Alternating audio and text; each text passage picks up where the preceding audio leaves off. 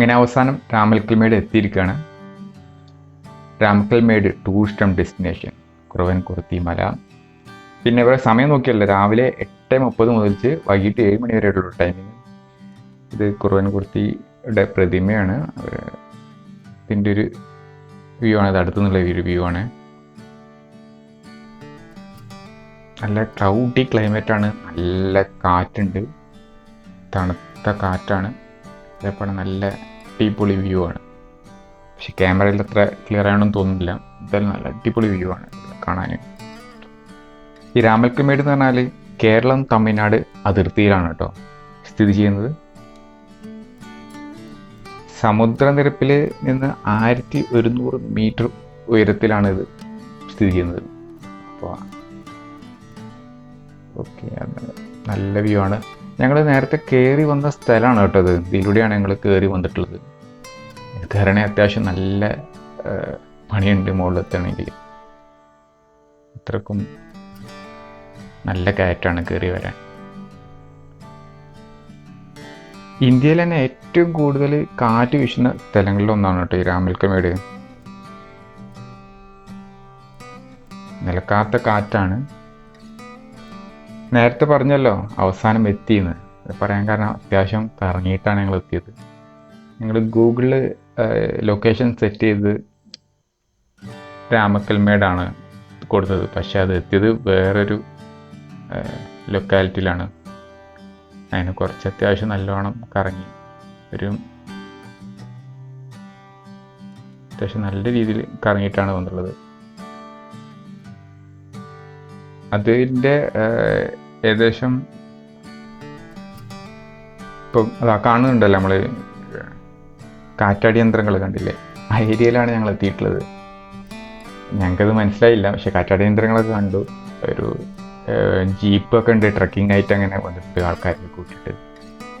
അപ്പോൾ ഞങ്ങൾക്കതിനെ പറ്റി അത്ര ഒരു ഇത് കിട്ടില്ല. പക്ഷെ ഭയങ്കര വ്യൂ, നല്ല രസമുള്ള സ്ഥലമായിരുന്നു. പക്ഷെ അവിടെയായിരുന്നു GPS രാമക്കൽമേട് എന്ന് പറഞ്ഞപ്പം അവിടെയാണ് ഞങ്ങൾ എത്തിച്ചേർന്നത്.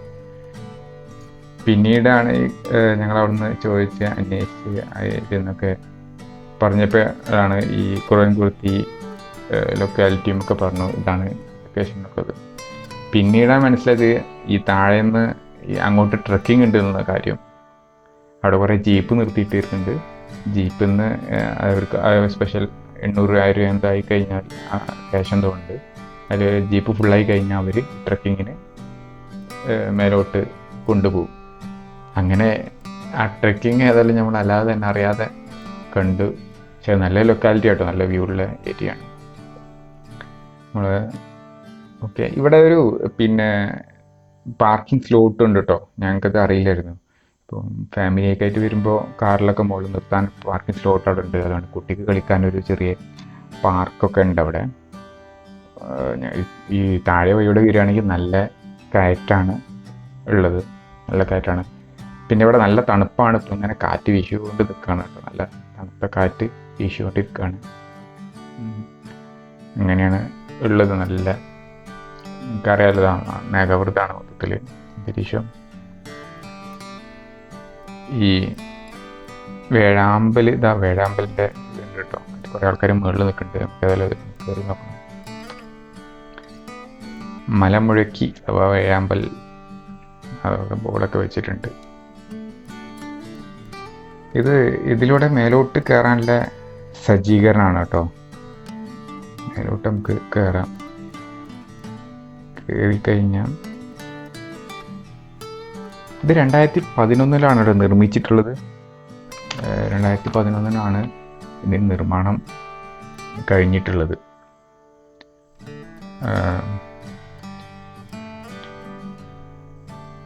വാവ്, അടിപൊളി വ്യൂ ആണ് കേട്ടോ. ഇവിടുന്ന് കാണാൻ സൂപ്പർ വ്യൂ ആണ്. താഴെ നമ്മൾ അതിരിക്കുന്ന സിറ്റിംഗ് ഏരിയ ഒക്കെ കാണാം. ഇവിടുന്ന് തമിഴ്നാട് കാണാം. ഓക്കെ, നമ്മളെ വേഴാമ്പലിൻ്റെ വായിൽ എന്തൊക്കെയോ ഉണ്ട്. തമിഴ്നാട് ഇവിടുന്ന് വ്യൂ കാണാം. പക്ഷേ ഈ ക്ലൗഡി ആയതുകൊണ്ട് ക്യാമറയിൽ അത്ര ക്യാപ്ചർ ചെയ്യാൻ കഴിയുന്നില്ല. ഇത് രാമക്കൽ കല്ലുന്നുണ്ട് കേട്ടോ. അവിടേക്ക് കുറേ പേര് അങ്ങോട്ട് പോകുന്നുണ്ട്. നമുക്ക് അങ്ങോട്ടും പോയി നോക്കണം.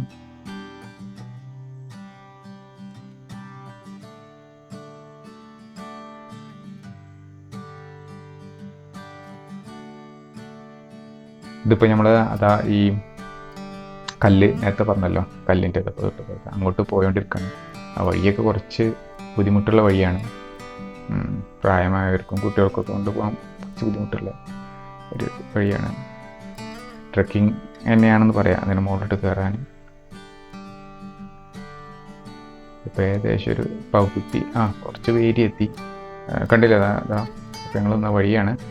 ഇപ്പോൾ അവിടെ ലോങ്ങിൽ കണ്ടല്ലോ 2 പോയിന്റ് മാതിരി പ്രതിമകൾ. അത് നമ്മൾ കുറുവൻ കുറുത്തി പ്രതിമകളും വേഴാമ്പലിൻ്റെ പ്രതിമയൊക്കെയാണത്. മേലോട്ടെത്തി. ഇത് സൂപ്പർ വ്യൂ കേട്ടോ. മറ്റേ അവിടുന്ന് കാട്ടി അടിപൊളി വ്യൂ ആണ് കേട്ടോ ഇവിടുന്ന് കാണാൻ. നേരത്തെ കണ്ടതൊന്നും ഒന്നുമില്ല, അതിനും സൂപ്പർ വ്യൂ ആണ് ഈ ഏരിയയിൽ, ഈ കല്ലിൻ്റെ ഏരിയയിലെത്തിയാൽ. ഇനിയും കയറാനുണ്ട്. ഇത് തമിഴ്നാടാണ് കേട്ടോ കാണുന്നത്. തമിഴ്നാട് ഏരിയകളും കൃഷിയിടങ്ങളും ഒക്കെയാണത് കാണുന്നത്. കുറച്ച് ക്ലൗഡിയാണ് കേട്ടോ, അന്തരീക്ഷം ക്ലൗഡിയാണ്. നല്ല തണുപ്പൊക്കെയാണ്, നല്ല കാറ്റുണ്ട്, സൂപ്പർ കാറ്റാണ് ഇവിടെ. ഈ കാറ്റിൻ്റെ കാര്യം പറഞ്ഞപ്പോഴാണ് ഇവിടെ വെച്ചാൽ മണിക്കൂറിൽ 32.5 കിലോമീറ്റർ വേഗതയിലാണ് കാറ്റ് വീശുന്നത്. ചില സമയത്ത് 100 കിലോമീറ്റർ വേഗതയിലും കാറ്റ് വീശുന്നതാണ്. അതുകൊണ്ട് തന്നെ എന്താണെന്ന് വെച്ചാൽ വിൻഡ് എനർജി ഉണ്ടാക്കുന്ന ഫാമും ഇവിടെ ഉണ്ട്. കേരളത്തിലെ 2ാമത്തെ വിൻഡ് എനർജി ഫാമാണ് ഇവിടെ ഉള്ളത്. ഇതിൻ്റെ ഒരു വേറൊരു ഏരിയ കേട്ടോ, മലൻ്റെ നല്ല അടിപൊളി വ്യൂ ആണ്.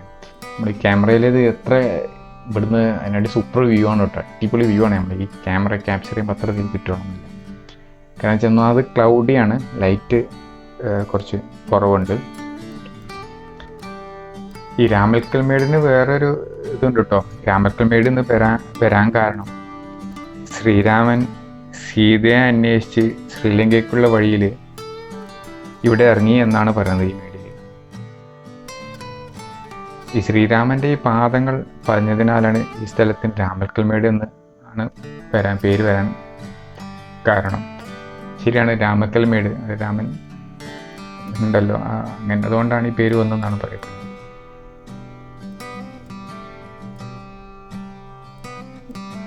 ഇത് പിന്നെ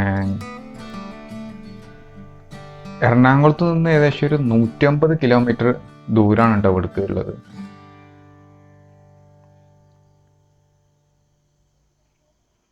തേക്കടിയിൽ നിന്നാണെങ്കിൽ 43 കിലോമീറ്റർ ഉണ്ട്.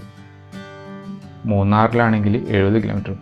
ഇതാ കല്ലിൻ്റെ അവിടെ നിന്നുള്ള ഇതാട്ടോ. അവിടെ കുറേ പേര് നിൽക്കുന്നുണ്ട്. പോയിന്റ് മാതിരി ഏതൊരു ഒരാളവിടെ നിൽക്കുന്നുണ്ട്. ഏറ്റവും ടോപ്പിൽ ഏറ്റവും മുകളിലാണ്, ഡേഞ്ചർ ഏരിയ ആണ്.